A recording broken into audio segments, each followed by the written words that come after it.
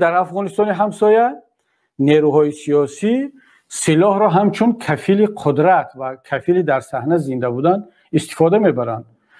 طالبان هیچ وقت دعوای دولت دموکراتی و حقوق بشر را نداشت، برخلاف ما که همیشه این دعوا را داشتیم و هنوز هم داریم و به این پایبند مانده ایم.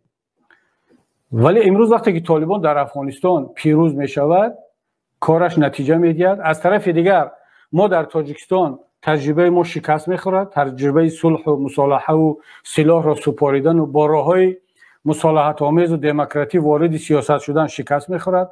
از طرف دیگر در دیگر کشورهای اسلامی مثل تونس و مصر و سوریه و در جهان عرب همه شکست میخورند. در ذهن یک جوان مسلمانی که واقعا میخواد در کشورش زندگی کند، کشورش رو دوست می‌دارد و میخواد در سیاست فعال باشد، در مثلا